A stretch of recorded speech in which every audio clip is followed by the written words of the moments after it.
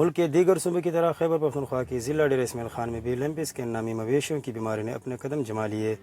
ڈیرہ اسماعیل خان کی حالیہ ضم شدہ تحصیل درازندہ کے گاؤں سرگئے میں کئی جانور اس بیماری سے متاثر ہو چکے ہیں۔ پہلے دوسرے دن شدید بخار کے بعد جانور کے جسم پہ لاتعداد دانے نمودار ہوتے ہیں۔